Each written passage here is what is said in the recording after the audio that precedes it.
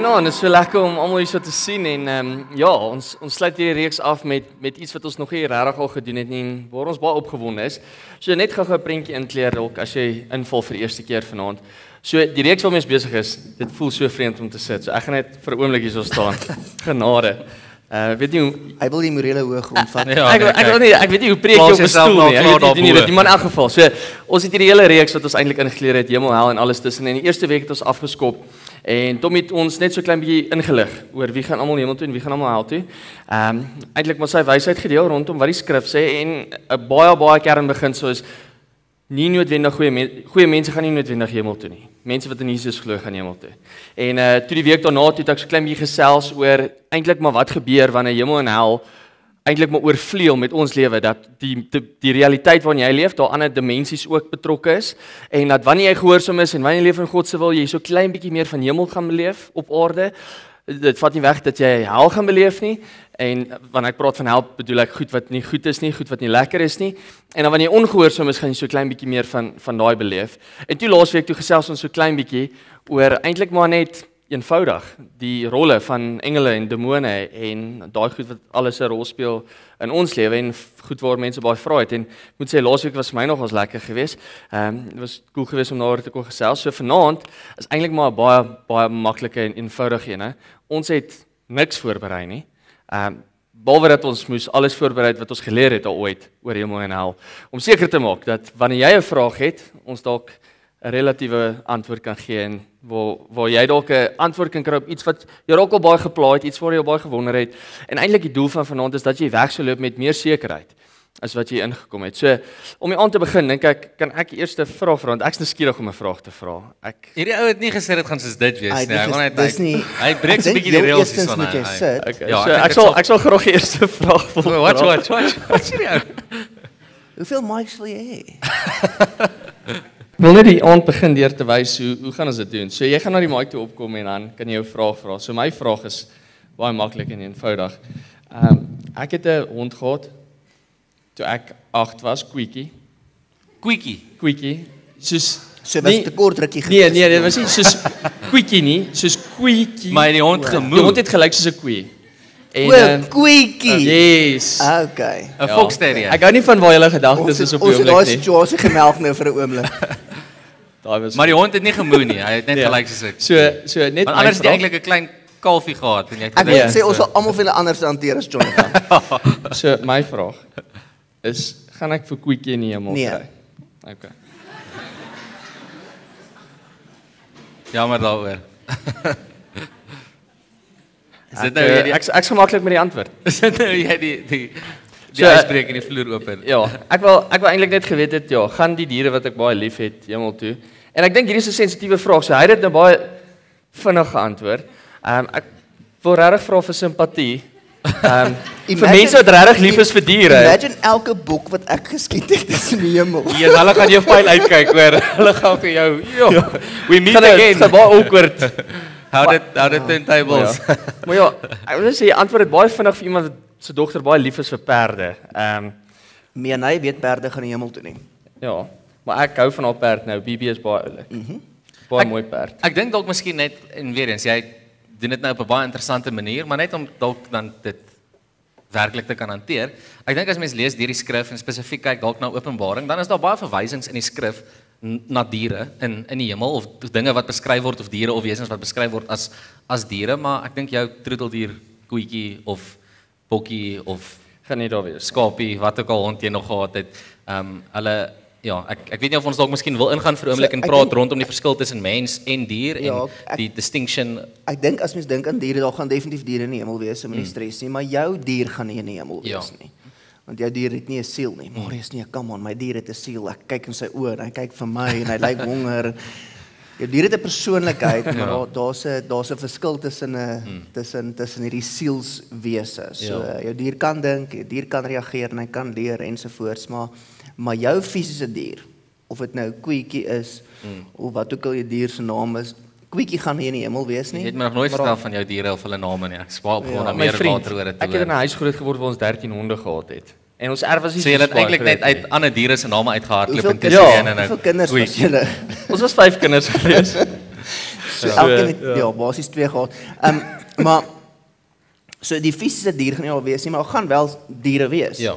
Dit is deel van Okay, cool. Ek is tevrede met daai antwoord. Dankie, ek waardeer dit. Enigiemand anders vir enige vraag rondom hemel of rondom hel? Of enigiets for that matter. Ja, of enigiets. Dit hoef nie, want ons praat oor hemel, hel en alles tussenin en alles tussenin is die aarde, so julle kan net yes, hier is die eerste een. Ladies first. Die mic is aan. Yes. Wat gebeur direk nadat jy doodgaan? Ek is nog nie dood nie. Ek weet nie. Ons begin nou dadelik met moeilike vrae. Dankie Jaden. Ek kan nie uit eerstehandse ervaring uit vertel nie. Jaden, jy eintlik jy kan gerus bly as jy dink as jy jou vraag gevra het. Of jy kan gaan sit, wat ook of jy gemaak het. Of jy kan bly.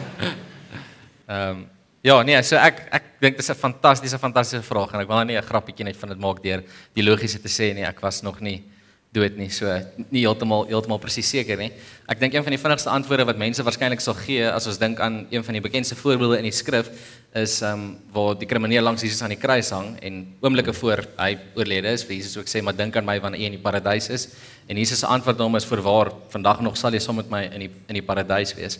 So ek dink daar's baie dinge wat vir ons relatief onbekend is, maar ek dink dis ook goed en gesond om relatief jou geloof in te plaas dat kort nadat jy jou oë sluit of jou laaste asem uitblaas en jou tyd op aarde verby is, dat jy baie gou na dit besef jy is in 'n ander realiteit en nie noodwendig meer hierso op aarde nie. So ek weet nie of nee, kyk, ek is bang om te sê Marius wil uitbrei op dit. Maar dit sal goed wees. Ek dink dit sal baie goed wees, maar dan maak reg. Jaden, jy kan gaan sit want Marius gaan vir ons iets share oor 'n konsep wat ons eintlik voor die tyd bietjie oor gepraat het en ek sal graag wil hê ek sal graag ook ek het daai geloof. Okay, so ek dink daar's 'n groot verskil tussen wanneer iemand dood is en wanneer iemand klinies dood is. En ek dink dit is iets wat ons baie keer misverstaan, net dood eenvoudig omdat ons beperk is in ons denkwyse en beperk is in wie en wat God is natuurlik af van die manier hoe jy doodgaan.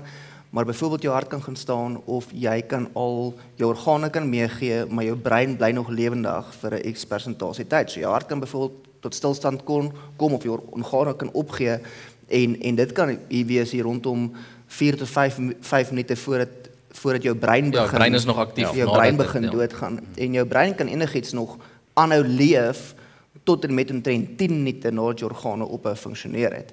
So wanneer jy actually dood is eers wanneer jou brein doodgaan.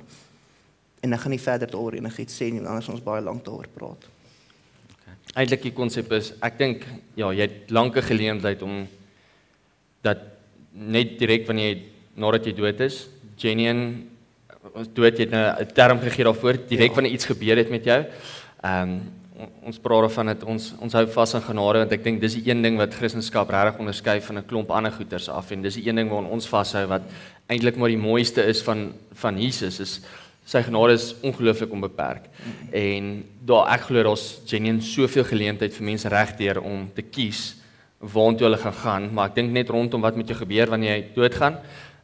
Dit gaan so gebeur. Dit is nie ek weet daar's baie goed waar mense sê gaan in 'n wagkamer in, maar selfs in 'n wagkamer dit gebeur vinnig want daar is nie iets soos tyd werklik.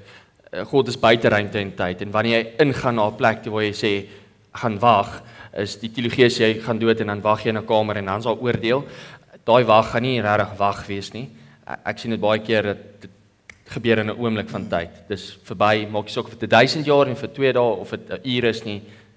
Ja, dit gebeur dadelik. Ja, tussen nou twee wêrelde ook wat mense moet besef wanneer kom by jou vraag rondom die geestelike riem. So die geestelike riem funksioneer as ons 'n vergelyking wil gebruik om 'n prentjie aan te kan skep is 'n spasie wat funksioneer binne jou onderbewustheid.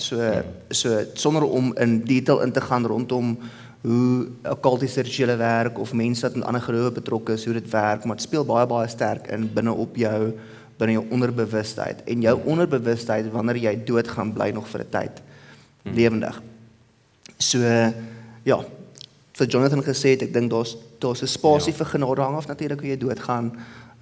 Maar die oorgang is 'n oorgang baie soos wat jy sal ervaar of beleef as ons kyk na wat die skrif sê, dink ek dit sal baie wees soos 'n oorgang van 'n droom.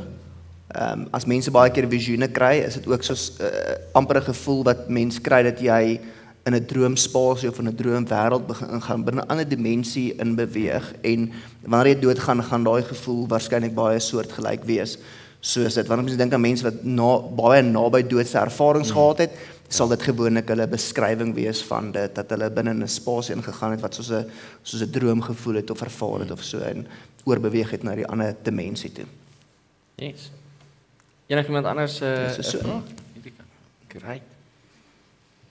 Hi julle, ek wil vra of my statement wat ek wil maak, toe my ouers oorlede is, my ouma en selfs my man, het al die predikante gesê, tot ons mekaar weer ontmoet. En dit het vir my baie verwarring in my lewe veroorsaak, want ek het gedink ons gaan mekaar weer sien. En dan het ek ook tussendeur in preke gehoor soos diere, dat ons nie mekaar gaan sien nie. Kan julle my net daarop klaarheid gee? Ja, ek dink verseker, Tannie, dankie vir die vraag.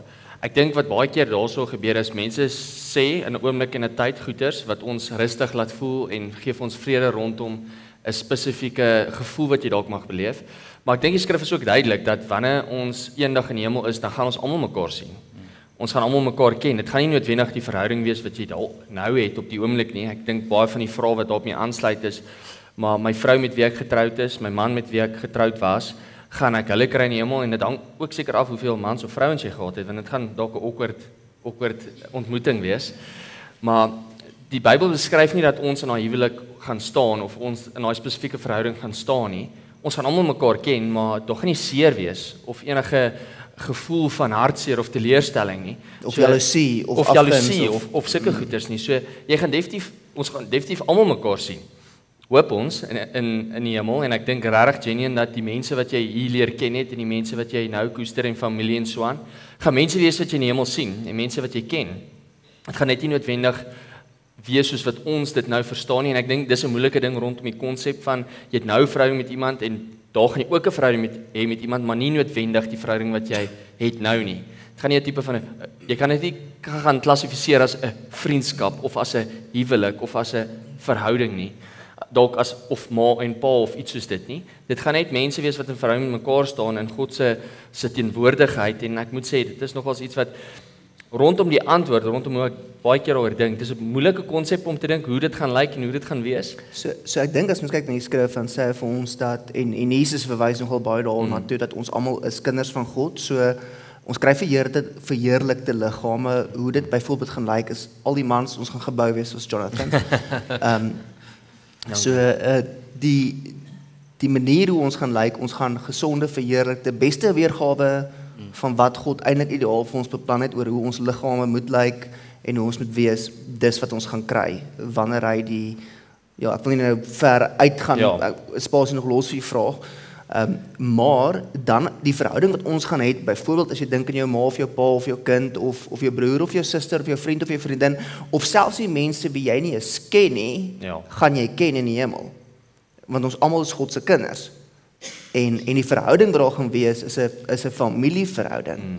Is 'n liefde vir mekaar op 'n hele ander vlak. Dis 'n ander tipe liefde as ek en jy vandag hier beleef. Wanneer ons dink aan 'n man en vrou verhouding of wanneer ons dink aan 'n vriend en 'n vriendin verhouding of as 'n broer en 'n suster verhouding, ek dink dit gaan baie nader wees as dit. Ons gaan weet dat ons deel is van dieselfde familie en van dieselfde village ons gaan behoort, maar ons gaan mekaar ken En ek hou daarvan wat ons sien reg deur die skrif hoe daar ontmoetings is met mense wat geleef het, Moses en Elia en ek dink hoe amazing gaan dit kan wees om eendag in die hemel in te kan gaan en met gesprekke te kan hê met geloofshelde soos Elia en Moses en ek dink dit gaan nog 'n cool oomblik moet wees. Ek dink ons moet praat met Adam en Eva eerste. Ja. Net die antwoorde kry op die vrae oor dis hoekom ons sit hier vanaand as gevolg van dit wat hulle aangejaag het. Exactly. Nou moet ons antwoorde gee op vrae wat heeltemal onnodig is. Heeltemal.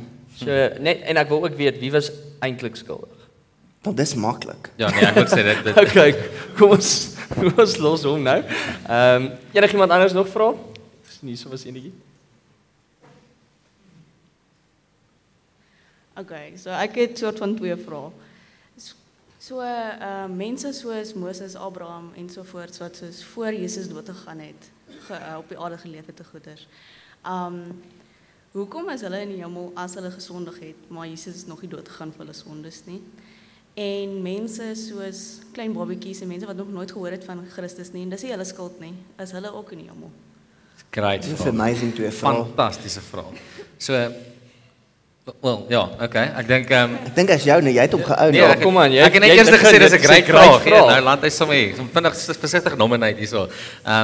Ek dink dis 'n fantastiese vraag, die hele idee oor as ons dink aan 'n ou in die Ou Testament wat onder die wet is en hulle het nie Jesus se naam byvoorbeeld dalk geken of geweet van die feit dat hy op die kruis sterf op daai wyse nie, maar ek dink om te dink aan Jesus se kruisdood, om te besef dat sy liggaam wat gegee is, sy bloed wat gevloei is, voldoende is vir die sonde van die mensdom. Dit beteken nie net die mense wat na Jesus gekruisig is of na Jesus gekruisig gesondig het en tot geloof in hom kom nie. Die mense wat geglo het in God en geloof in God gewys het, selfs voor dit, hulle het hulle geloof geplaas in 'n toekomsverwagting, in 'n toekomstige Messias wat sou versoening maak. Selfs al het hulle dalk nie heeltemal die totaliteit van wat dit is of hoe dit sal lyk dalk moontlik verstaan nie. Ek dink daar's 'n skrifgedeelte wat ons nogal voorlief is. Ek weet Marius gebruik die teks gereeld in preke self ook.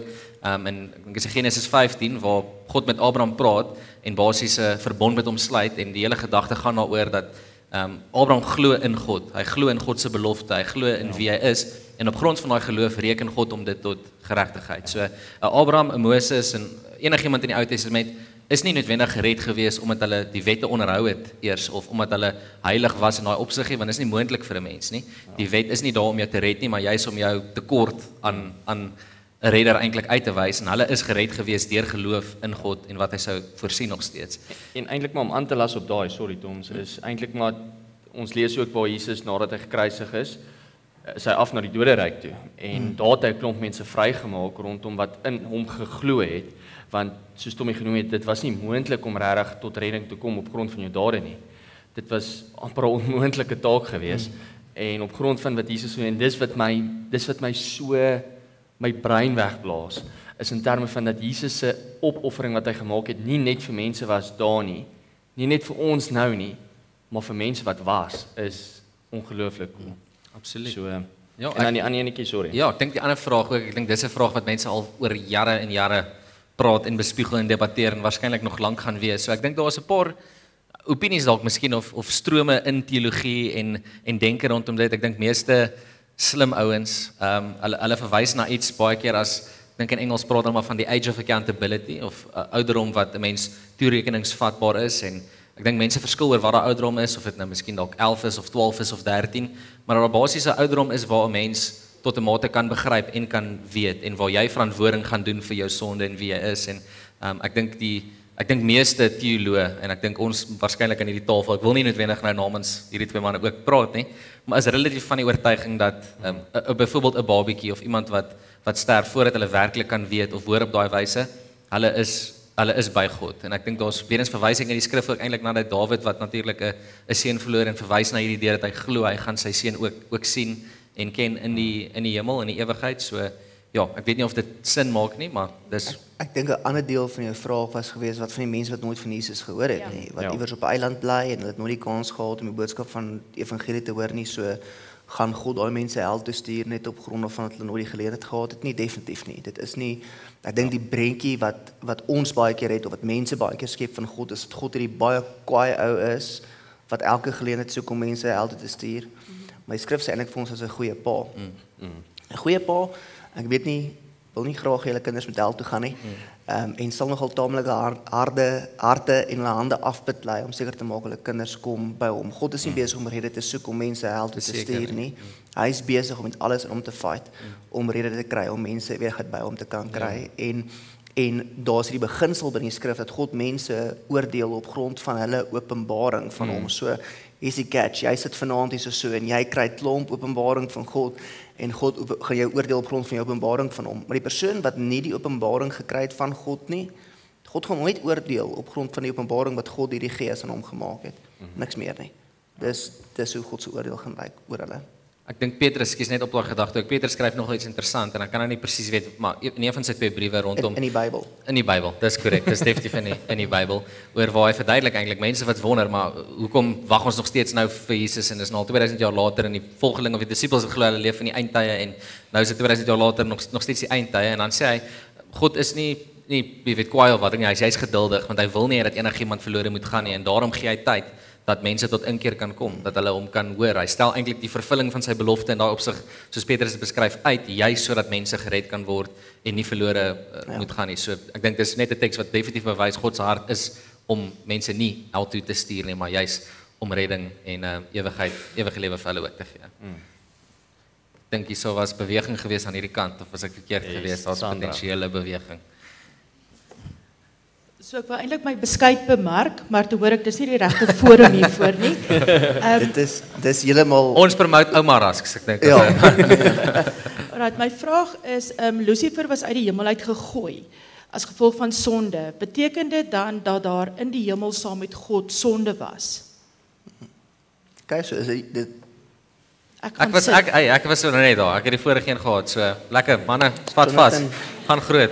Wil jy hom vat of? Ek sal met liefde vat. Ek dink rondom daai konsep en ek dink weer eens as ons het ook so vinnig voor die tyd net het ons gesels oor moontlike vrae wat 'n mens kan kry en dis baie moeilik om baie keer 'n konsep soos dit net vas te vang want wat gebeur is ons as mens het 'n konsep van tyd en dit word beskryf as lineêr.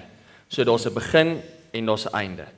En as gevolg van ons konsep van tyd is dit vir ons baie maklik om te sê voor die tyd, na die tyd, hoe dit afgespeel het. En wanneer mense dink aan Lucifer, dan dink 'n mens die gevalle engel wat toe op die ou einde nou bekend staan as almal van ons, die vader van leuns, die duiwel, Satan. Dat hy in die hemel kon sonde pleeg, beteken dit dat daar sonde is in die hemel? Glad nie. Dit is nie die geval nie. So wat gebeur het nou as 'n mens nou dink aan die konsep van tyd wat nie lineêr is nie, tyd wat afspeel nog voor enigiets kon geken word as begin en einde, want vir God is daar nie tyd nie, hy staan buite tyd en ruimte. Toe hy geskep het en toe hy besig was om die aarde te skep en toe daar nou engele was en daar was 'n klomp goed wat afspeel, is daar 'n klomp skrywers, klomp teologie, klomp mense wat beweer dat eintlik wat daar plaasgevind het is daar was nie iets so sonde toe al gewees nie.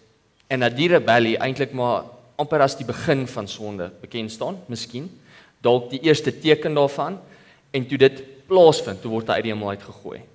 En ons sien toe eers vir die eerste keer die sonde val, eerste keer wat sonde plaasvind. En as mense gaan kyk na die woord sonde, dit beteken om die merk te mis.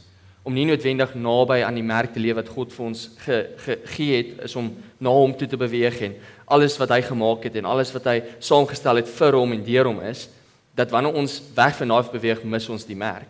En dis die eerste keer word die merk gemis in vorm van rebellie en hy word dadelik uitgegooi en hy word verwyder.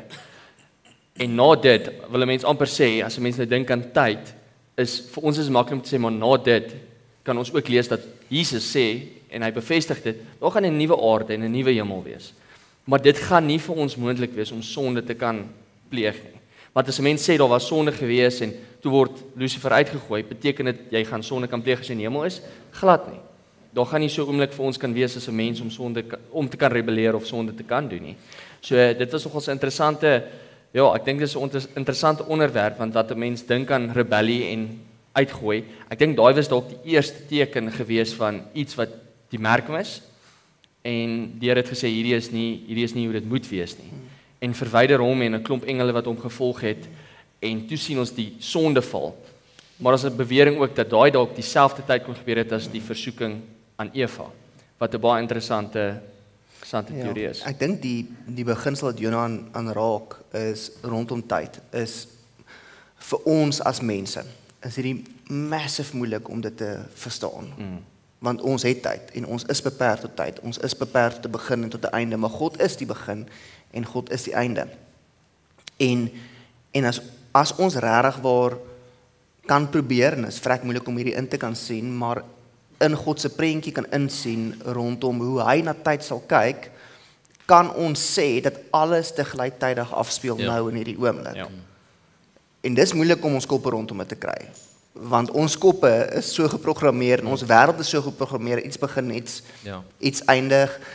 Die skrif sê daar's 'n tyd vir alles en dis alles eintlik om inspraak te maak tot ons verstaan van die wêreld. Die Here weet met hoeveel breinselle hy ons geseën het en wat ons vermoë is om te kan verstaan. So dit is vir ons baie moeilik om te verstaan dat daar glad nie tyd binne in ewigheid is nie. Dat eendag is 1000 jaar, 1000 jaar is eendag. Hy probeer dit vir ons in woorde sê, maar dit is moeilik. En wanneer dit kom by die val die val van die gevalle engele of Lucifer wat jaloesie en of rebellie teen God oplig, homself wil verheerlik wanneer hy boastful raak of trots raak of hoogmoedig raak rondom wat sy posisie is, dan is daar hierdie standpunt wat God inneem om te sê, maar dit is nie goed nie. En ek dink die vrye wil is nogal 'n belangrike gedeelte wat ons nou vinnig aan geraak het. Vrye wil het 'n massiewe groot rol om te speel. Maar sonder vrye wil kan daar nie ware liefde wees nie. So God het toegesê toe hy aarde geskep het of mens geskep het, dat ons moet vir mens vrye wil gee.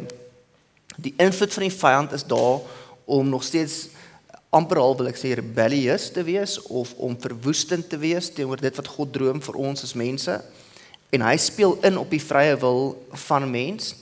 Maar wat jy moet verstaan is dat binne in die hemel, alhoewel engele, en die skrif leer ons dat engele het vrye wil, alhoewel engele vrye wil het, en in die storie van die skepping daar vrye wil was en Lucifer vrye wil gehad het om hierdie keuse te kan maak, gee God vir mens vrye wil om hom te kan kies en Adam en Eva doen wat hulle doen en ons doen wat ons doen en ons maak dom besluite en daar's gevolge vir dit, maar God het 'n plan, hy stuur Jesus en hy het nog altyd geweet dat dit is wat hy gaan moet doen om dit reg te kan kry, maar dan op 'n stadium, op 'n sekere spasie, wanneer ons by die hemel is of in die hemel is, dan het ons elkeen klaar ons lewe geleef.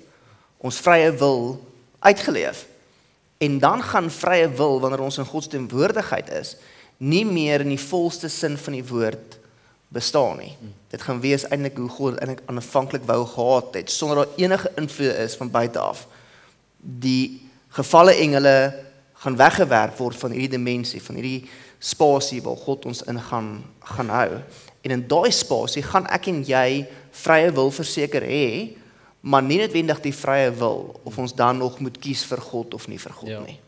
Ek hoop dit maak sin as 'n mond vol, maar ja, en ek dink eintlik miskien vrye wil is so 'n belangrike konsep en jy kleer dit baie mooi in, maar ek dink ons besef ook nie wanneer ons dink aan vrye wil met dit dat dit so belangrik is, selfs nou vir ons tyd op aarde. Vrye wil is eintlik nog altyd beperk. En die vrye wil wat jy gaan beleef in die hemel is ook beperk tot 'n sekere ding. En hier op aarde het ons vrye wil, maar dit beteken nie dat ek het vrye wil. Ek kan nou kies as ek wil om vir Jonathan teen die kop te klap of iets in daai lyn. Jy kan. Maar ek kan nie uitloop hierso by die deur en bo die kerk spring. Ek wens ek kon, maar ek kan dit nie doen nie. Ek kan nie my arms flap en begin vlieg of wat ek al nie. Al wil ek hoe graag, ek kan nie dit doen nie. Ek kan doen wat ek wil, maar daar is 'n beperking tot dit. En dieselfde is eintlik waar ook so in die ewigheid of in die hemel. Jy het vrye wil, maar daar is 'n beperking. Daar is nie meer die moontlikheid om te kan kies vir sonde of om buite God se wil te kan funksioneer in daai opsig nie. En ek dink net die idee ook van die kronologies of lineêr om dalk dit baie prakties te sien. As mens kyk hier na die tafel waar ons selfs nou sit, as jy van julle angle waar jy nou kyk na die voorpunt of hierdie rand van die tafel kyk, hy begin hierso en hy loop so al die pad tot hierso en mens kan sien hier begin hy en hier eindig hy. En dis hoe ons lewens op aarde is. Dit begin iewerste en hy loop tot daar. Maar as ons dink aan die ewigheid, 'n riekelm wat nie is soos die fisiese wat ons nou ken of hier is nie, is dis terselfdertyd op daar's nie 'n begin of 'n einde nie. So dit is oral die hele tyd konstant. So dis 'n baie moeilike ding om te verstaan met 'n brein so klein soos myne. Maar ek dink dis dalk miskien net 'n prentjie daarvan te sien dat ons tyd op aarde het hierdie spesifieke begin en einde wat so lineêr loop, maar ewigheid. As ons sê God is buite tyd en ruimte, is dit waarna ons eintlik verwys. Dat daar nie so maklike ons kan nie sien God begin daar en hy eindig daar nie. Hy is totaal buite iets wat lineêr of kronologies is in daai opsig. Lyk ons nog 'n vraag hierso uit. Ek moet eers gaan. Ek wil gou hoor of julle opinie is, hoekom het die Here hel gemaak? Ek sê jou weer John, ek gaan groot. Nee, ek dink hy het voorheen gehad. Marius, jy het Jy's maar stil as dit kom by die hel. Ek love die hemel. Ek sien man vir die hemel. So volgens die skrif is daar daar's 4 verskillende spasies waarna toe verwys word in die skrif. Paradys en doderyk en Tom het nou geraak aan die doderyk. Dus hy die vraag gevra het rondom waar Abraham hulle ensovoorts was, wel die Hades staan bekend maar as Hades of net die doderyk. En dan sou die paradys waarna Jesus verwys toe aan die kruis. Die hemel, en hier is 'n moeilike ding vir ons om te besef, dit is wat die skrif ons leer, die hemel en die hel is nog nie gemaak nie. Dit moet nog geskep word. So dit is nog nie daar nie. Daar is 'n doderyk en daar is 'n paradys. Tyd raak weer 'n faktor rondom die spasie. Maar God sê, daar gaan 'n nuwe wêreld geskep word, 'n nuwe hemel geskep word, 'n nuwe Jerusalem geskep word, 'n spasie waar ons in gaan woon, en dan gaan nie meer dood of smart of lyding of sonde of enige so iets wees nie, en dan aan die ander kant sê, daar gaan 'n hel geskep word, en daardie hel se doel is primêrlik vir die gevalle engele en vir Lucifer. Dis die doel. Dis nie God wat mean wil wees en net mense soontoe wil stuur nie, inteendeel. Hy wil met alles in hom beklei dat elkeen by hom sal wees. Maar daar al wel mense gaan wees wat daar gaan wees. En ek dink die doel van daai is wat ook mooi is die doel van hoekom God hel gemaak het was om hemel perfek te hou. Is om hemel 'n plek te hou waar daar vrede is, waar daar vreugde is. So dis nie dat hy dit stuur as okay, nou wil ek iemand terugkry nie. Dis die verwydering van dit wat sleg is. Die loutering om te sê maar kom ons al hierdie uit en kom ons sit hierdie hierso, en ongelukkig is daar mense wat die keuse maak om te sê ek kies dit. Ja, en dit gaan nie oor dat mense die hemel gaan sleg maak nie. Ja. Dit gaan oor dat die gevalle engele verwarring en verwoesting gaan bring binne die spasie wat God wil skep. So daai prentjie, as ons terugdink aan die prentjie van Adam en Eva in die tuin, die slang gaan nie meer daar wees nie. Hy gaan nie deel wees nie storie nie. Maar dit is sleg en ongelukkig dat daar mense ook gaan wees wat hulle self daar gaan vind. Ja, ek dink net miskien laasens ook soos jy hoekom God hemel gemaak en soos wat hulle reeds geantwoord het is primêrlik vir die vyand of vir Satan en vir die gevalle engele, en dit maak sin. Maar dan dink ek as ons net dink aan die prentjie van hemel en hel ook om dit baie eenvoudig dalk te definieer. Ons het so 'n bietjie gepraat oor dit deur die loop van die reeks ook al. Hemel verwys eintlik na obviously die ewige lewe in God se teenwoordigheid en oorvloed, en dis wat dit is. En hel is dood eenvoudig eintlik verwydering van God. En as ons dink aan die vyand weer eens of Satan met die rebellie of Lucifer, om te rebelleer teen God, wil nie in God se teenwoordigheid wees nie, en dis eintlik dan wat die hel dan ook is daai totale afwesigheid van God en van lewe en om verwyder te word daarvan af. So ja, klink of julle dalk nog enetjie het. So love it, dankie. So ek het eintlik baie vrae, maar gaan julle nou nie oorvloed met vrae nie. Nee, jy kan dit baie. Jonathan is baie lus om hulle almal te antwoord. So my eerste vraag is ergens in scripture sê hulle dat die dood gaan eerste opgewek word vir in die eindtye. So wat bedoel hulle by dit? Want gaan nie eintlik die siele na hulle dood is na die hemel toe nie. Nee. Okay, dis 'n goeie vraag. Ja, nee, ek dink rondom weer eens baie keer wanneer ons kyk na skrif, is daar was hierdie openbaring gewees aan 'n persoon, en hierdie spesifieke geval was dit Johannes gewees. En in hierdie geval dan praat God deur 'n visioen met Johannes om vir hom te probeer 'n prentjie gee oor hoe dit gaan lyk die dag van ons hemel toe gaan, die dag wanneer die finale dag hier gekom het en die oordeel kom. So wat daarby na verwys word is die dag van ons dood gaan, weer eens dit gaan 'n tyd wees wat ons opgewek word, nie noodwendig jou liggaam nie. Dit klink meer soos 'n apocalypse tipe movie, zombie vibe ding wat ek nog nie heeltemal oormal is nie, maar ek dink dit verwys so klein bietjie meer na jou siel wat opgewek word. Jou siel wat in 'n verheerlikte liggaam gaan wees by die oomblik wat jy doodgaan. Baie soos ons beskryf het wat gebeur wanneer jy doodgaan, dit gaan die finale dag van oordeel ook wees. Ek dink baie keer het mense verskillende opinies oor hoe hierdie ding lyk. Party mense hou vas in hierdie prentjie dat daar 'n wegraping is, mense gaan weg en dat daar 'n lydingstydperk gaan wees en dan gaan daar 'n finale oordeel wees. Party mense is weer van die opinie dat ons nou in die lydingstydperk is, dat hierdie die tyd van die eindtye is. Hierdie is die tyd van verdrukking. En saam met hierdie tyd van verdrukking is daar nou 'n finale oordeel. Ek dink op die ou einde hoef ons nie vashou aan wanneer hierdie verdrukking is nie.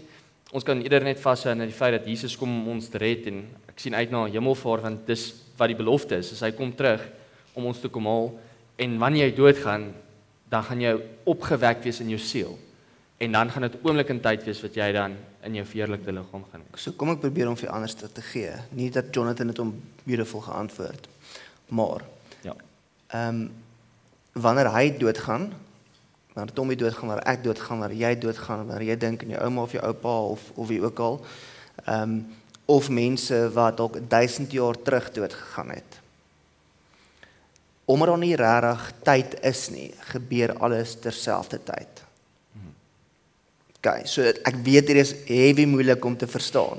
Nee. Maar alles gebeur eintlik op dieselfde tyd. Vir ons is dit baie jare, maar binne ewigheid is dit maar net 'n blip. So ek gaan my oë oopmaak in die hemel en jy gaan jou oë oopmaak in die hemel en so ook die res van die ander mense gaan hulle oë oopmaak in die 50 hemel. jaar, 100 jaar, 30 jaar, duisende jare terug Hoe ook al dood daai is. lyk. En ek dink wanneer dit kom by wat Jonathan gesê het rondom Openbaringe spesifiek wat praat oor hierdie tipe goeters, moet ons onthou dat Openbaringe 'n boek van 'n visioen is. Ja. En dis van 'n ou wat 2000 jaar terug geleef het en die Here het vir hom sekere dinge gewys. En ek en my dogter, ek meen hy het vroeër hierdie gesprek gehad net rondom Openbaringe en rondom die visioene, maar imagine jy moet 2000 jaar terug lewe en jy sien 'n fighter jet wat in die lug vlieg. Of 'n helikopter.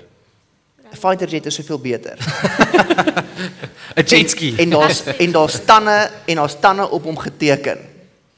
En hierdie ding vlieg deur die lug en jy kyk na dit en jy sien hierdie tande en jy sien hierdie vlerke en jy sien die goed wat onder hom hang en jy sien hy laat val 'n bom en dit is ontploffings en is vuur. Hoe beskryf jy dit wat jy nog nooit tevore gesien het nie? Dit kan dalk en ek sê nie dit is dit nie. Dis net iets om oor te dink.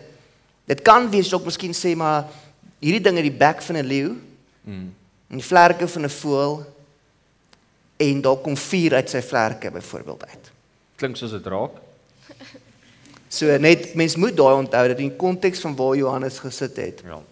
Moes hy dit wat God vir hom gewys het. Moes hy probeer in beeldspraak neerskryf en vir jou as 'n jonger persoon en sommer so vir elkeen van ons is dit massief belangrik om hierdie ding uit te lig van Openbaringe spesifiek. Mense en veral mans is nogal baie lief om heel eers in Openbaringe te gaan lees en dit gaan te gaan ontleed ensovoorts. Die bottom line van Openbaringe, dit is 'n visioen. En enige teoloog wat vir jou gaan sê dat hierdie is wat Openbaringe sê en dit is wat hierdie ding beteken, lieg. Want dit is 'n visioen. En daai visioen kan geïnterpreteer word alleenlik en nie noodwendig konkreet bewys word nie. Daar's 'n rede hoekom God dit gedoen het en hoekom hy dit gesê het, maar jy moet jouself kontekstueel binne die spasie inplaas van waar Johannes was en probeer uitfigure, maar dan gaan jy 9 uit 10 keer dit nog baie keer verkeerd kry. Ek het nog 'n vraag. Great. So in die tuin van Eden het Adam is al die diere name gegee. Muskiete, is hulle veronderstel om irriterend te wees? Ja. Dis 'n great vraag. Of het hulle meer? ja. Ek wens die eerste keer was Hulle is dit raakskiete. sleg. Hulle skiet raak. So ek bedoel dis ek weet nie ja. Hulle So na sinvol het hulle net besluit om irriterend te wees of was hulle op die begin van Ek dink Of is dit hulle net- was waarskynlik van die begin af irriterend geweest, dink ek. Nou hoekom sou God dit wil hê? Hoekom sou God wil hê dat goed jou moet irriteer om vir jou geduld te Ek dink leer? Daai is goed. Daai's 'n paar wat antwoord. Cool. Dankie. Ja, waardeer dit. Wel dan. Ja, daai's lekker geweest. Dankie. Hier is nog eenetjie. Yes. Ching chong cha. Dankie. Rondom eerste en laaste. Is daar vlakke in die hemel gaan baie meer werk, ander minder werk, beter woonbuurte bly, meer vir God kan sien. Oh, ek love it. Hoe gaan daai ding werk? Dankie. Dankie. Great Dis vraag. 'n goeie vraag. Ons het laasweek was voor die diens of na die diens het ons lekker hieroor gelag want Van Jonathan Ja, Johannes elkeen het sy wyse opinie. as wat die skrif sê. Jonathan is baie opgewonde om in ek weet nie in die Ja, wat so in die lanie deel van die hemel te bly en Hey, ek wil net sê daar's 'n rede hoekom ek hard werk hier op aarde. Daar's 'n rede hoekom ek 'n pastoor is. So Jonathan dalk miskien net Jonathan is 'n hy's 'n achiever. So hy wil graag wen. Altyd. Ek wil nie altyd, ek hou daarvan. Jonathan, jy wil altyd wen. So wat hy graag wil doen is hy wil as hy in die hemel kom, wil hy graag binne in die Stellenbosch van die hemel bly. ja. Basis. En kan neerkyk op almal van ons in die veld. In Walde gra en hy wil nie aan die verkeerde kant van die spoor bly nie. So hy doen baie dinge om seker te maak dat hy in die goeie woonbuurt bly. Maar hulle het duidelik vir my gemaak dit gaan nie gebeur Nee. nie. So daar's verskillende verwysings wat mense baie keer sal sê dat mense verskillende krone kry wanneer hulle hemel kom en Paulus verskillende verwys belonings daarna, kry en ja. maar Paulus is ook 'n achiever gewees en dis waarskynlik hoekom hy daai geskryf het. Maar wanneer dit kom by as mens die krone gaan verstaan, waaroor dit gaan en waaroor daai beloning gaan wanneer mense in die hemel kom, gaan nie noodwendig gaan oor wat jy gaan doen of wat jou aksie gaan wees of wat jou werk gaan wees of in wat se woonbuurt jy gaan bly nie, want God is lief vir al sy kinders. Eweveel. Daar gaan nie onderskeid wees tussen dit nie. Wat wel gaan gebeur is daar gaan elemente wees en as hy praat van byvoorbeeld die kroon, praat hy byvoorbeeld die kroon van rejoicement is een van die krone, byvoorbeeld wat mense kan doen, of die kroon van 'n goeie arbeider. En hierdie gaan daaroor, so kom ons sê die Here se roeping op my lewe was gewees om 1000 mense te bereik vir Jesus. En ek kom in die hemel in en ek het myself goed vir my taak gekwyt en daar's 1000 mense se lewens wat beïnvloed was deur my lewe. Dan kry ek die kroon van 'n diens wat goed gelewer is of 'n goeie dienskneg. Dit gaan nie oor 'n fisiese ding wat op jou kop is nie, daar's net een met die kroon gedra in die hemel en dis God. So dis nie 'n fisiese kroon nie, dit is ek is trots op jou oor wat jy gedoen het en wat jy bereik het vir my. En daai vreugde is die beloning en die feit dat mense saam met jou in die hemel gaan wees en wie jy 'n deel of 'n aandeel het om hulle nader aan God te bring, dit gaan jou beloning wees. En so kan ons deur al daai verskillende krone gaan. As jy, daar's 'n kroon van byvoorbeeld toegewydheid of selfdissipline, dan gaan die Here rejoice en vir jou sê, oor baie dankie dat jy self weerhou het van X, Y en Z in jou lewe en jy goeie dissipline toegepas het en dit is die vreugde. Maar nou wat byvoorbeeld daarvan as Jonathan in die hemel kom en hy het niks van daai goed gedoen nie. Wat dan van hom? Gaan hy dan rondloop met 'n loser teken op sy kop en almal gaan sê hoor hy het dit nie gemaak nie, net hy's net in, hy is useless, maar ons bly hy's hier. Nee, want binne die hemel is alles perfek. So wanneer geen jaloesie, geen afguns, so wanneer Tommy inkom en Tommy het homself goed van sy taak verkwyt, dan celebrate almal dit saam met Tommy. En sê ons is so bly vir jou dat hierdie gebeur het. En ons almal, niemand is afgunstig nie, niemand is jaloers oor dat hy gedoen het waarvoor God hom geroep het nie. Hy moes ook een persoon bereik het en hy het en ons almal is trots op hom en opgewonde saam met hom. En dan wanneer die persoon daarin kom en niks van die goed bereik het wat God graag wil gehad hy moes bereik het nie, maar hy het sy lewe reggemaak met God, byvoorbeeld soos die ou wat in die kruis saam met Jesus is. Dan is daar vreugde en nie afguns of jaloesie of enige so iets nie oor daai persoon wat het gemaak het. En daar is, en die waarheid leer ken het. So dit gaan nie 'n ding wees van, shucks, ek wens ek het beter dat ek 'n dubbelverdieping huis kon gekry het of 'n beter kar kon gery het in die hemel nie. Dis meer 'n kwessie net van daar's vreugde oor 'n lewe wat goed uitgegiet is. En dit gaan opkom. Ek meen, die Here gaan vir jou wys, hoor jy, maar ek wou gehad jy met 1000 mense bereik, net 500 mense bereik en jy gaan dan voel, ek is so spyt ek het nie, maar dan gaan God jou met sy genade oorweldig, met sy liefde oorweldig. En daai leemte wat jy daar voel, hy gaan vir jou sê, maar my genade is goed genoeg vir jou en ek het juist in die gap kom staan vir hierdie spesifieke deel. Ek hoop dit antwoord. En ekskuus, ek dink net op die gedagte, alhoewel Paulus die een is wat hy skryf en hy verwys na krone en daai ook is ek mal oor hoe Paulus ook skryf dat hy roem homself nie in homself of in enigiets anders as die kruis van Jesus nie. En ek dink dis nogal vir my 'n mooi gedagte is dat as 'n mens begin dink dalk moontlik aan krone of vlakke of die en daai, ewe skielik raak dit dan weer 'n ding wat ons rang of ons plek in die hemel miskien verdien en kry en dis glad nie enige ou die hemel uitkom nie. Niemand wat in die hemel is gaan vir hulle self 'n pat on the back gaan gee en sê, "Joh, maar kyk hoe amazing is dit dat ek hier uitgekom het nie." Jy gaan daar wees en totaal bewus wees van ek verdien nie om hier te wees nie. Hierdie is God se genade. Dis net deur Jesus wat ek hier kan wees en ek dink dis wat die fokus eintlik rondom dit is. Beteken dit mens moenie hard werk en dit ons aard mens wag tot nommer 99 toe en dan absoluut, juis. So die vreugde om jou lewe hier uit te goed te giet is daai prentjie van die twee dimensies wat mekaar kom is jy beweeg meer in die boonste deel van daai dimensie waar hemel en aarde bymekaar bereik. En jy kan meer hemel op aarde beleef en ervaar as die persoon wat nie in daai spasie beleef nie. Ons is baie keer die outeurs vir ons eie chaos, ons eie seer, ons eie pyn, ons eie verwarring in ons lewens. En wanneer mense in daai boonste spasie in 'n verhouding met God leef, dan is dit juist in daai spasie wat ons alreeds seën en deel van die beloning van daai seën kry wat ons in ons lewens nou kies en besluit. Sorry, en ek dink soos op daai ook wat vir my nogals mooi is die gedagte van die vervulling wat jy gaan beleef. As jy mense daar sien op wie jy impak gehad het, wat min of meer het jy iets gesê, jy het omgee gewys, jy het genuen dalk net 'n boodskap gestuur, jy het dalk iets gesê eendag by 'n opening en daai kan dalk een van die redes wees hoekom iemand in die hemel is. En ek dink imagine hoe lekker moet dit wees om te sien dat jou lewe hier op aarde nie vir niks getel het nie. Die rede hoekom jy of nie die rede hoekom jy hierdie vreugde, hierdie vervulling kan beleef, is die impak, die manier hoe jy leef vandag hier op aarde, kan 'n verskil maak in ander mense se lewens. So ek dink ek hou baie van daai gedagte om te dink dat daar hierdie vervulling kan wees rondom te sien impak wat jy gehad het op mense se lewens en hoe dit was nie te vergeefs nie, ja. Glad nie. Jy is deel van God se storie en hy het met jou lewe gewerk en deur jou lewe gewerk. So wees gehoorsaam, ek dink dis maar net 'n eintlik 'n gedeelte wat ons met ons kan vat vanaand. Dis wees dit gehoorsaam nou terwyl jy hierso is, terwyl jy hoor wat die Here op jou hart druk. Dus jy weet nooit waarmee jy besig is en wat se impak dit op iemand anders kan hê nie. So jy het nie gesê begin van die diens nie, maar hulle weet dat vanaand so 'n klein bietjie langer is as gewoonlik. So ons gaan nog so omtrent 'n halfuur gee, maar as jy nodig het om te gaan, as jy regtig welkom. Ja.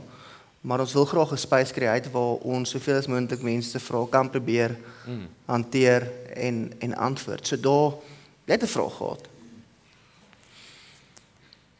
Naand julle, dis 'n baie loaded vraag. So ek gaan eers 'n vergelyking skep voordat ek my vraag vra. Dis nou daai tyd van die jaar, dis koud. En veral as jy op 'n plot of 'n plaas bly, weet jy staan die risiko as jy 'n deur ooplos, gaan na 'n slang inseil op soek na 'n warm plek. So ek dink dit is baie gepas dat die bose met 'n slang vergelyk word. En daai slang gaan 'n donker hoekie soek en hy gaan daar onder 'n kas inklim en hy gaan stilletjies lê totdat jy hom sien. En die oomblik as jy hom sien en jy begin hom kar en begin hy sy terrein verdedig. En die oomblik as jy hom sy stert gryp om hom uit die huis uit te kry, dan kom hy om vir jou te pik. En ek het nou gesien in my eie lewe en veral my werksomgewing dat wanneer jy jou lewe toegewy het aan die Here, sy jou lewe letterlik bereidstel om deur die Here gebruik te word. Of wanneer jy ook in 'n situasie is waar jy sien, jy moet die bose aanspreek en jy moet dit verwyder. Het sy dit of jou huis uit is of jou geliefdes, dat daar meer aanvalle op jou gerig word. Want daai slang wil nie uit sy warm plekkie uit nie. So in sulke gevalle, hoe berei jy jouself voor geestelik om hierdie bose by die horings te vat en nie gepik te word in die proses nie? Ons almal hier heel waarskynlik weet van die wapenrusting van die Here en ons weet waarvoor dit staan, maar wat is die korrekte manier om dit aan te trek? Hoe beskerm jy jouself? Hoe weet jy gaan hierdie fight wen? Ons almal het tog twyfel aan onsself alhoewel ons 'n groot almagtige God agter ons het. En dan ook, hoe beskerm jy die mense om jou, jou geliefdes, die mense in jou huis, die mense in jou omgewing wat dalk minder geestelik sterk is as jy en meer kwesbaar is vir die aanvalle en dan soms ook as wapens teen jou gebruik word. So ek gaan begin en dan gaan ek oorgee vir hulle om verder te antwoord. So ek dink nommer 1, heel eerstens is dat die geveg is reeds gewen en Tommy en Jonathan het hierdie nogal konstant ge-echo. So ons hoef nie die fight te wen nie. Die vyand is klaar oorwin en verslaan. Wat ons wel moet doen, ons moet binne in oorwinning staan. Sy grootste motief en sy grootste wapen wat hy teen ons gebruik is vrees, wat hy by jou wek. En daai vrees kan baie keer oorheers. Nee, dit kan jou baie keer angstig maak of dit kan jou baie keer bang maak wanneer mens dink aan die moontlikheid dat 'n slang jou kan byt of 'n slang jou kan pik, veral as hy byvoorbeeld giftig is, dan is mens nogal versigtig daarvoor. Die realiteit van die saak is, as daar al klaar 'n teenmiddel is vir as die slang jou gepik het, dan is jy baie, baie veilig. En ek dink, wat die skrif ons duidelik sê, is dat ons gaan vrygeskwel wees van swaar kry, en versoeking, en allerlei beproewings, terwyl ons op die aarde is nie. En die duiwel is lustig, en hy loop rond so brullende leeu, om te slag en te verwoes en te steel, om te moer, om dood te maak. En ons het laasweek nogal baie oor dit gepraat, net rondom possession, oppression, so in so 'n geval gaan dit baie 9/10 keer wees oppressie, waar die duiwel sy aanval gaan rig op 'n sekere area vir 'n sekere tyd, vir 'n sekere seisoen, en vir elkeen van ons lyk dit anderste op verskillende tye. Maar dit verander nie dat jy onder die bloed van Jesus Christus staan, wat jy al reeds 'n oorwinnaar maak nie. Jou gesin, jou geliefdes, jou familie, wat jy kan doen is jy kan dit konstant in die bloed van Jesus oor hulle pleit en oor hulle bid en hulle cover onder sy bloed, maar hulle het self ook nog steeds vrye wil. En dis wat so vrek moeilik maak. Dis hulle kan val, hulle kan struikel. Ons het vrye wil, ons kan val en ons kan struikel, maar wanneer dit gebeur, slaan ons pik. Wanneer ons sonde pleeg, wanneer ons stupid goed doen, die verkeerdste ding wat ons dan kan doen, is om te dink, ons is nou dood. Ons is heeltemal ons kas in. Die regte ding wat ons moet doen is, ons moet na die een toe gaan, wat die teenmiddel het. En Tegan Lee en Lawrence, hulle dink ek is die iewers, ek weet nie of hulle is nie, ek kan nie nou sien nie, maar Tegan Lee en Lawrence, hulle wat by die Net 7's werk, het hierdie amazing curriculum wat hulle daar mee werk, en al soveel significance oor hoe hulle 'n teenmiddel bou en vorm actually binne wetenskap, en wat korreleer met dit wat die skrif eintlik vir ons sê rondom hoe Jesus Christus die teenmiddel vir ons gebring het, teen die aanslag van die vyand van die dood, teen die slang, wat ons baie keer wil byt met sy gif. Sorry, ek gaan net vinnig dan net eintlik bylas op daai een gedeelte. Ek dink Marius het basies gecover wat ek sien dit in twee maniere hoe die slang kan inkom is daar's 'n deur wat oopgelos word waarvan jy nie bewus is nie. Dis nie noodwendig sonde in jou lewe wat jy aspres doen of enigiets soos dit nie. En ek dink deur jouself te cover heeltyd in gebed en regtig op 'n plek te kom waar jou familie cover in gebed en net na laasweek het ek 'n baie lekker gesprek saam met 'n jong dame gehad het wat eintlik maar ook vrae gehad het rondom hierdie en saam met haar journey gestap en eintlik maar met haar gesels oor 'n gebed wat sy kan bid.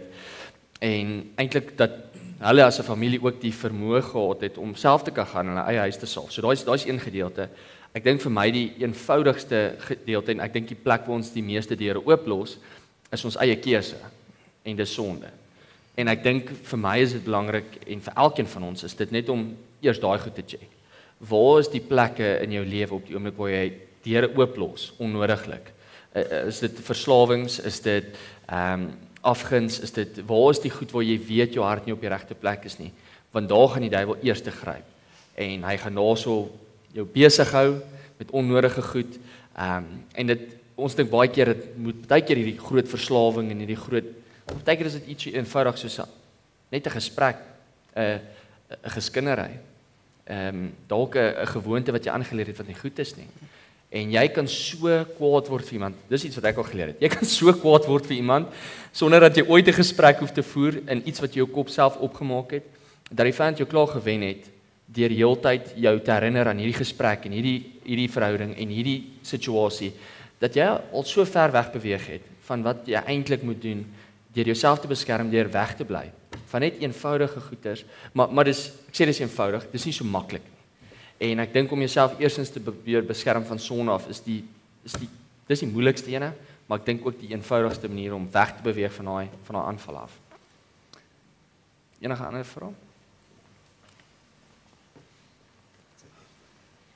Hallo. Okay. So my vraag is daar ander gode?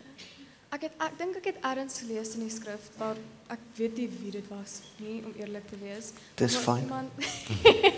Maar iemand het gesê dat daar ander gode is, maar Yes. ons moet as Christene moet ons natuurlik nie soontoe kyk nie, soos glad nie. Maar ek is daar basies. Skus, ek wil net sê ek hoor reg, ander gode. Ander gode. Is Soos ander gode buiten, is daar ander gode of goddelike wesens buiten God. Die God wat ons die eenheid, ja. Ja, so ek dink as ons kyk na gelowe, daar's verskeie gelowe en verskeie persone wat anders as ons glo wat iets aanbid en hulle idee van 'n God aanbid. Maar ek dink wanneer die skrif praat van afgode of wat ook al, dan verwys dit eintlik maar dood eenvoudig enigiets wat aanbid word wat nie God is nie. Dit hoef nie noodwendig 'n beeld te wees nie. Dit kan miskien partykeer selfs net 'n idee of 'n konsep of 'n sekere oortuiging in mense se koppe wees wat 'n afgod is. So ek dink ek sal graag wil hoor wat John en wat Marius self hier ook. Ek dink deel van 'n vraag is byvoorbeeld soos as mens dink aan Griekse mitologie. As mens dink aan Hercules. So dit ek sal graag wil hoor hulle gevoel op daai, maar ek dink hoe ek die skrif lees en interpreteer is relatief duidelik dat daar een God is, die God wat geskep het, die God wat ons aanbid en alhoewel dit altyd vreemd klink as ons sê dit is een God wat ons aanbid wat in die drie eenheid bestaan, Vader, Seun en Heilige Gees. Ek dink nie daar is enige ander gode of 'n God behalwe vir die God van die skrif wat ons ken en aanbid self dan nie. Maar wanneer dit kom by dinge soos Griekse mitologie en ander gode wat beskryf word, dan dink ek dit Ja, en ek dink ons het geraak aan dit deur die loop van die reeks ook op 'n manier aan dit.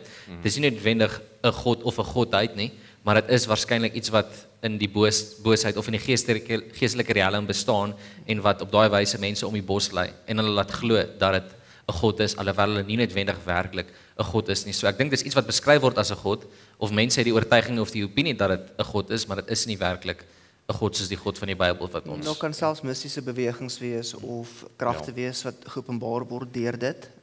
Maar die kern van enige afgoderry en van enige valsheid is Lucifer en is demonies.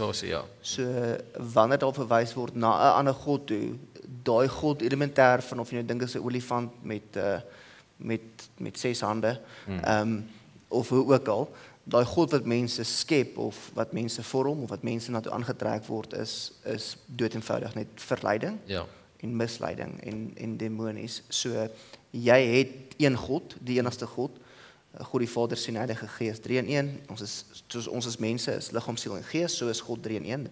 Ons is een wese, maar ons het 3 elemente en dis hoe die 3 eenheid werk. En dan maar kom by hierdie ander gode, dis nie eintlik gode nie, dis net gevalle engele. En jy sien dit weer eens ook, ek dink in die Ou Testament met byvoorbeeld die goue kalf wat geskep word en dit is dan 'n afgod, dit is nie 'n god nie, maar dit word aanbid asof dit 'n god is en dit is misleiding en demonisasie en al daai speel definitief 'n rol en is betrokke daarbey. So ek dink ons gaan nog een vraag vat. Ek dink ons kan nog een vraag doen en dan ons afsluit. Gaan ons hom afsluit. Okay, my vraag sluit aan met Marius vroeër gesê het oor visioene en dit. Verlede week het ons gekyk na engele wat AI beskryf en in die skrif staan daar ook van hulle sirkels om hulle en hulle gloei en baie oë. Ek sal later kom op die oog ding, maar ek sê hulle persoonlik sien haar. As dit soos in die skrif waar dit visioene is UFO's nie dalk engele wat ons sien nie of is daar regtig ET's? Dis 'n baie goeie vraag. Dis 'n fun vraag. Ja, hy is 'n fun een. Ja. So ek gaan hom vir Tommy gee. O, fun. Okay. Kan ek hom begin? Okay. So ek dink alhoewel ek regtig hierdie vraag wil begin deur is hierdie is my opinie. Hierdie is glad nie enigsins in die skrif bevestig nie. Ek dink nie ons is die enigste wesens wat bestaan nie. Ek dink die heelal is massive en groot. En ek sê nie daardeur daar's ander mense nie. En daardeur sê ek ook nie daar's ander daar's aliens of iets soos dit nie. Maar ek dink die heelal is so groot dat wie weet. Ek dink weer eens net ek dink ons moet nog 'n vraag vra. Ja, ek dink ook so. Ek dink ons kan op hierdie noot eindig nie. Nee, glad nie. Nee, en ek nee, ons kan regtig nie op eindig. Nee, ons gaan nie. Ek dink wat vir my net eintlik great is rondom die vraag is ek dink ons soek baie keer vir antwoorde. Net eenvoudig. Ek dink ons soek baie keer antwoorde rondom goed soos aliens en goed soos dit. Want ek dink dis vir ons makliker om onsself besig te hou met 'n klomp ander goeters. Behalwe net rondom wie God eintlik ons ook gemaak het om te wees. En ek is eintlik baie opgewonde oor die feit dat ja, God ons genuine net geskep het en rondom daai, dis vir my so amazing om te dink dat God self gekies het om van sy godheid af mens te word en vir ons te sterf. Dis deel van 'n massive story en dit maak my baie op. So glo jy in aliens? Nee, glad nie. Maar jy het eintlik gesê jy doen. So ek doen glad nie. Okay. Ek dink vir my is die storie rondom net dis okay om in aliens te glo. Nee, ek glo glad nie in aliens nie. Mense, is hulle groen, al die boere wat op die grens van Zimbabwe en Zambia en so in Botswana bly, glo ook in aliens. Ja, hulle kom deur illegal alien. Nee, ek dink rondom die skepping en so aan. Ek wonder ook baie keer hoe groot en daarmee as mense kyk hoe groot die skepping is. Ek wonder baie keer hoe lyk dit in 'n ander melkweg of in 'n ander sterrestelsel. Ek sê nie daar's lewende mense nie, maar ek wonder baie keer of daar lewende organismes is, soos seediere en sulke. Ek dink die soos God aanhou spreek en dit moet mens besef dat die skepping altyd aanhou. Want God kan nie iets spreek sonder dat dit verwesenlik nie of sonder dat dit waar word nie. So prakties gestel, maak nie saak hoe slim ons raak of hoe groot die teleskoop raak of watse boosters ons op watse ruimtetuig gaan sit nie. Ons gaan nooit die einde van die skepping kan bereik nie. Maar ek dink wanneer dit kom by die skepping self, dink ek dit gaan meer oor verskillende dimensies, oor die geestelike dimensie en die fisiese dimensie.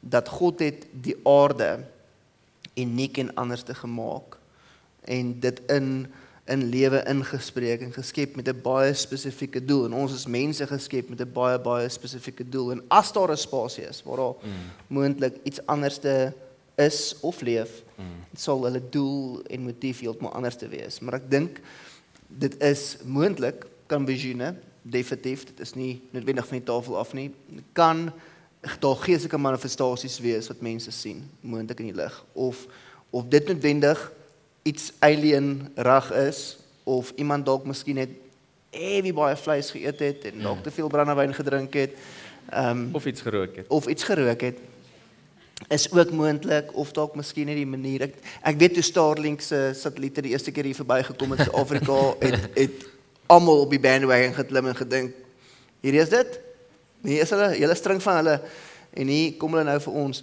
So ek dink dit gaan meer oor multidimensies. Is God groot? Kan hy enigiets doen? Verseker. Kan daar ander dimensies wees? Ja. Dink dit kan, maar as daar is, het God dit nie vir ons in die skrif gesê.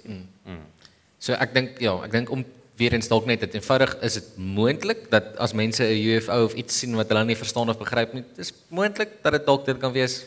Ek twyfel, ek dink nie noodwendig daar sal 'n doel wees daarin vir God om 'n engel op daai manier enigstens te laat manifesteer of dit duidelik maak en mense onseker maak of ek dink die kans is baie skraal, maar dis ook seker net my opinie, maar dit is seker nie buite die moontlikheid dat wanneer mense dinge sien wat hulle nie kan verklaar of weet wat dit is, dat dit dalk miskien 'n overlap tussen die geestelike riekalm en die fisiese riekalm is nie, maar ek dink definitief nie dis enigiets dat ons onsself hoef mee op te hou of te moet najag nie. Ek dink om Jesus te ken is wat ons onsself eintlik mee hoef op te hou en na te jaag en nie noodwendig om dit noodwendig spesifiek te weet of te verstaan nie.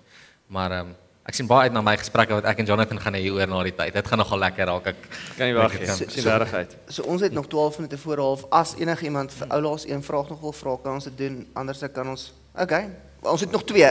Ons gaan jou nou ook doen.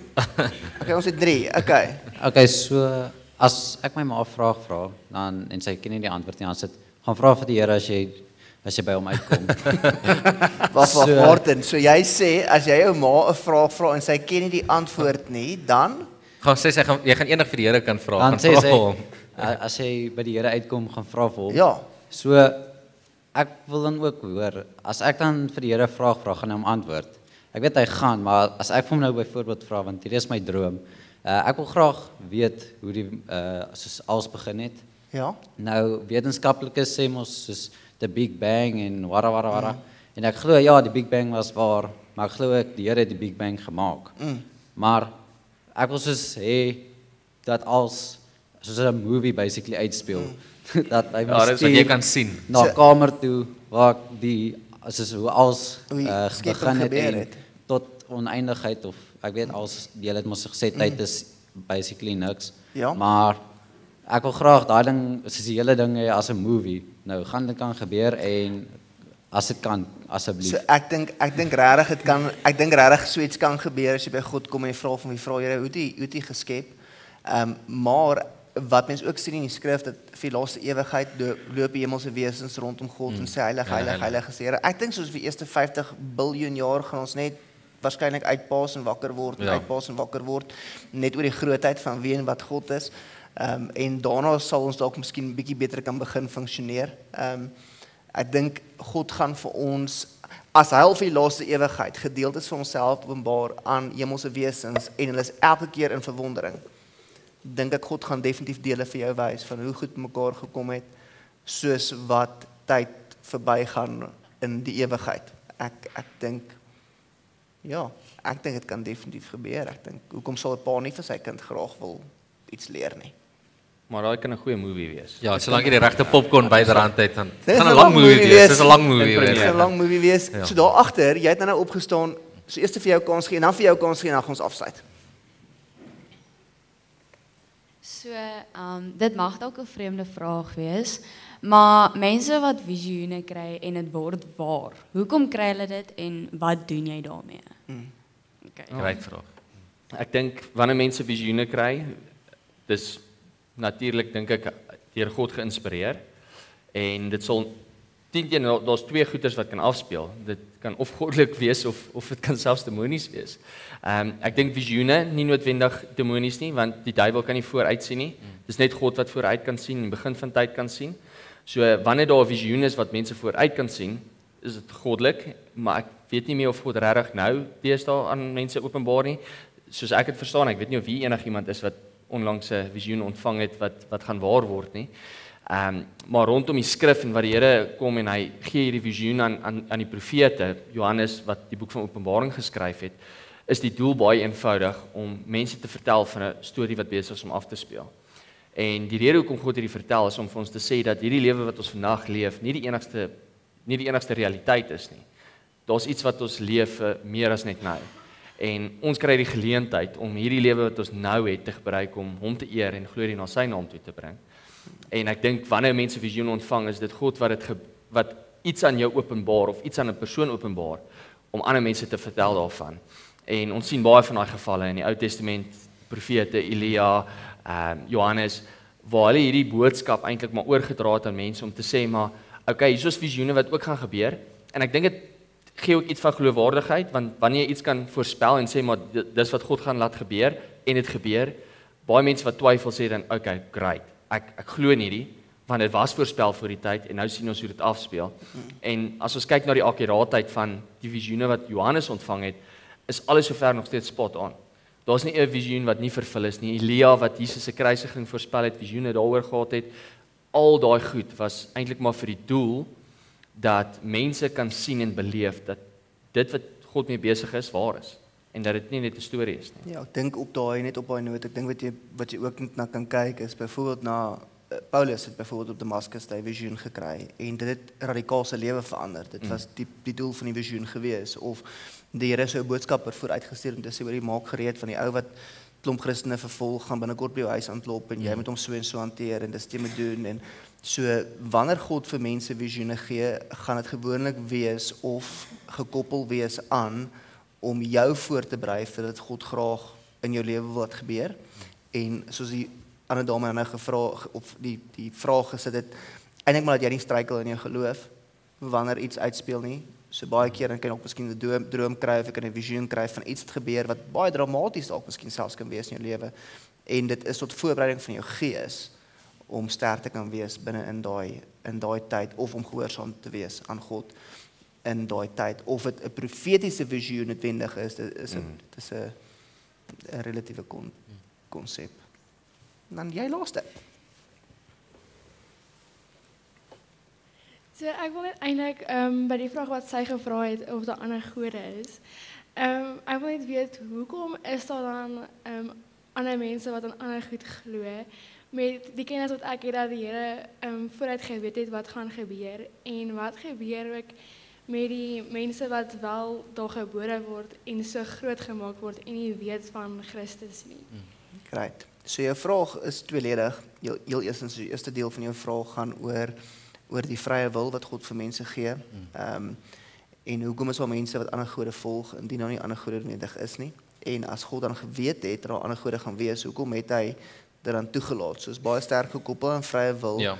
En ek dink dan jou tweede vraag rondom mense wat nie van God geweet het nie, waarop miskien doodgaan of God dan regverdig gaan wees en of hy hulle hel toe gaan stuur of hoe gaan God met hulle regeer? Verstaan ek jou vraag reg of nie? Ja, dit is die Ek dink ook soos 'n persoon wat dalk groot geword het as 'n moslim.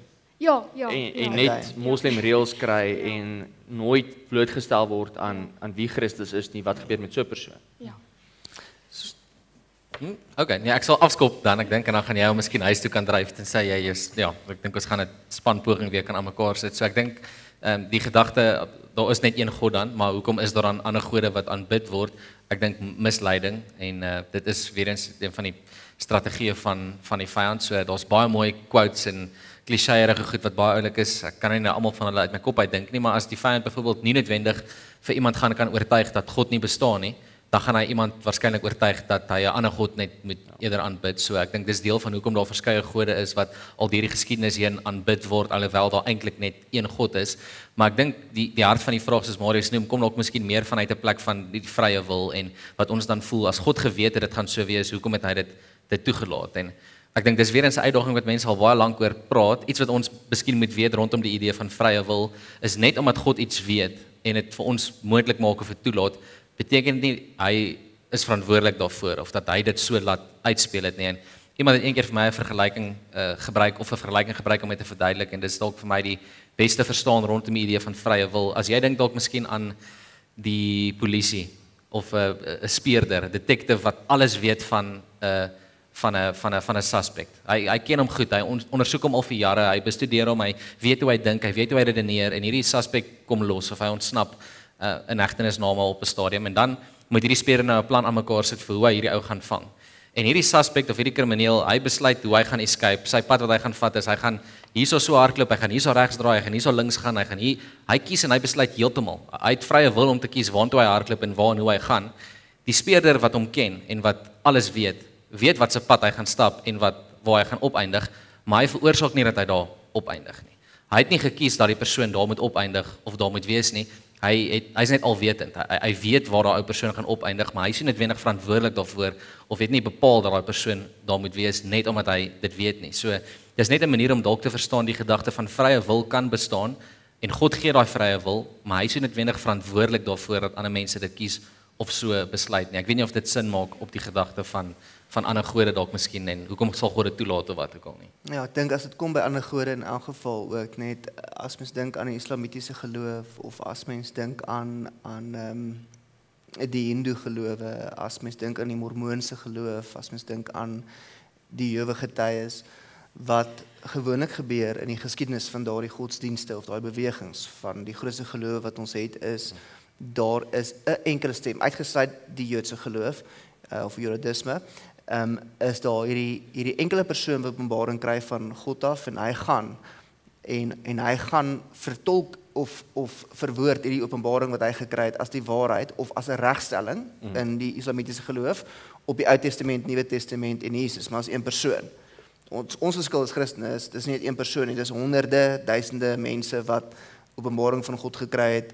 Daar is soveel skietkundige bewyse rondom dit. Jy praat nie van, daar's meer skietkundige bewyse dat Jesus Christus op die aarde was, dat hy opgestaan het en dat hy aan mense verskyn het, as daar is dat van die grootste geskiedkundige figure waarskynlik bestaan het binne die geskiedenis op dieselfde tyd wat Jesus geleef het.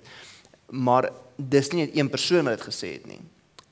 In die islamitiese geloof, binne in die boeddhistiese geloof, praat jy van een persoon wat openbaring gekry het. En daai persoon vertel hierdie storie en almal vat daai storie en volg daai storie as die waarheid. En dit kon baie maklik gewees het dat die vyand dit eenvoudig net aan daai persoon verskyn het en daai persoon gekil het om binne 'n sekere stroom in te gaan. Die duiwel kan nie skep nie, so hy moet alles copy. So al wat hy doen is hy speel af op dit wat hy eintlik al lank mee besig was. Toe Jesus op die aarde was, en dis ook my Joodse geloof uitsit daarby, toe Jesus op die aarde was, wat die vyand gedoen is, dat hulle blind gemaak. Die Jode van daardie tyd, dat hulle nie Jesus kon gesien het vir wie en wat hy is nie, want hulle prentjie wat hulle gehad het is dat hy 'n politieke leier moes gewees het en hy moes die Romeinse ryk moes hy omver gegooi het, maar God se plan was nie gewees om net die Jode te red nie, sy plan was om die wêreld te red. En omdat daai prentjie verskil het mense blind geword en vasgekyk in godsdienst in die prentjie en het hulle Jesus nie gesien as die Messias nie. Hulle eie godsdienst het hulle weggehou daarvan om God raak te kan sien. So dis die een gedeelte van jou vraag. En die ander gedeelte van jou vraag is, wanneer iemand groot word as kom ons sê 'n boeddhis of as 'n moslim, daar is hier baie mooi skrif wat sê dat God skryf sy voorskrifte in die harte van elke mens. En iets wat ons moet verstaan van die oomblik toe die Heilige Gees oor die aarde uitgestort is, en dis die tyd wat ons nou in beweeg in die Pinkstertyd, die oomblik toe die Heilige Gees uitgestort is die Heilige Gees die hele wêreld ingestuur. En God gaan mense ontmoet op die plekke waar hulle is, deur sy Gees. En ek kan nie mense oortuig nie, jy kan nie mense oortuig nie, 'n volgende persoon kan nie mense oortuig nie. Die Heilige Gees bring die oortuiging. So die Heilige Gees gaan met mense praat. Maar daai persoon wat op 'n eiland leef en nooit enigstens die boodskap van Jesus Christus hoor of evangelie gaan hoor nie. God is regverdig en hy oordeel mense op grond van openbaring van hom. Of 'n maklike manier op grond van dit hoe die Heilige Gees God aan daai persoon openbaar het in die spasie waar hy is en hoe daai persoon gehoor gegee het in daardie openbaring gaan baie bepaal hoe hulle hoe 'n prentjie gaan lyk. En ek gaan afsluit met 'n storie wat iemand my vertel het. Ons eintlik 2 stories, maar ek gaan net een storie gebruik. Een van die persone wat by ons gewerk het, Koos, was 'n sendeling gewees vir amper 12 jaar binne in Botswana. En een van my gunsteling stories te vertel wanneer kom by sendeling wees is hoe hy gery het met 'n trok saam met 'n paar mense. Hulle het hulle self gaan vestig, sy kinders groot gemaak daar binne in die bosse. Naaste dorp was 500 km ver en hy ry op hierdie paadjie af en daar sit hierdie ou tannie langs die pad. En die boesmans praat van as iemand uitword, hulle velle raak los van hulle lyf. So haar velle is al lekker los van haar lyf. En sy sit net langs die pad en sy waai vir hulle en sê hulle moet stop. Hulle klim uit en die tolk praat met die tannie en die tannie se dialek is nogal taamlik moeilik om te verstaan. En sy vra die volgende, sy vra wat is die naam van God? En die tolk sê vir Koos, hoorie maar die vrou vra wat is die naam van God? En Koos sê sy naam is Jesus en hulle vertolk dit so na Jesus en sy sê baie dankie en sy draai om en sy loop in die veld in. En hulle sê nee, wag. Kom terug. En hierdie vrou sê, hulle vra maar hoekom wil jy weet? Sy sê want van sy klein was, het haar pa gestuur om in die veld in te gaan en na die beeste en die diere om te sien, hulle te beskerm. En dan in die aande, baie keer is hy teruggekom en hy is wel agtergekom, was 1 of 2 van die diere weg. En dan sou 'n pa gesê sy moet uitgaan, sy moet die dier gaan soek. En dan soos hy gevra het en met die Here gepraat het en gesê, Here asseblief, help my, wys my, lei my, waar is hierdie diere? En elke keer het sy hierdie diere gekry en die Here was altyd saam met haar gewees.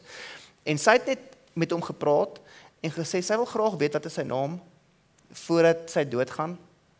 En toe sê hy vir haar dat sy net by hierdie een boom moet gaan sit. En daar gaan 'n man verbykom, sy het nou lewe nog nooit 'n wit man gesien nie. Daar gaan 'n man verbykom wat wit is. En sy moet vir hom vra wat is sy naam en hy sal sy naam vir haar gee. So God openbaar homself op baie unieke maniere aan mense. Daar's mense wat in verhouding met God kan staan op grond van die Gees wat hulle lei en hom toe trek, hulle hele lewe lank. En dalk miskien later in hulle lewe sy naam ontdek of ontmoet, leer ken. Jonas, gaan jy vir ons bid? Ek sal met die grootste liefde. Ons bid saam. Hemelse Vader, dankie vir die voorreg wat ons lekker kan sit en eintlik maar rondom 'n klomp konsepte gesels en Here op die ou einde al hierdie vrae wat ons dra, al hierdie goed waar ons bekommerd is, Here weet ons dat al daai goed kan vasgevang word in een ding en dit is die oortuiging en die wete dat U in beheer is van alles. En Here, met daai hoop kan ons rondloop en met daai wete kan ons gerus net in ons harte vrede dra dat Here U het aarde toe gekom, U het gesterf en U het opgestaan. En Here, dankie dat ons daai in ons harte kan ronddra. Dankie dat ons kan weet en oortuig daarvan wees dat U die een is wat ons God noem. So Here, dankie dat ons vrae kon vra, dankie dat ons lekker kon gesels en Vader, ek bid so dat ons weg sal loop met regtig meer sekerheid in ons hart. En Here, ek bid so dat as daar enige vrae nog is, as daar enigiets is, Here, dat ons agter sal bly en lekker gesels. Maar Vader, dankie vir die geleentheid. Ons is so ongelooflik lief vir U. Ons bid in Jesus naam alleen. Amen. Amen. Dankie julle, lekker aand. Cheers.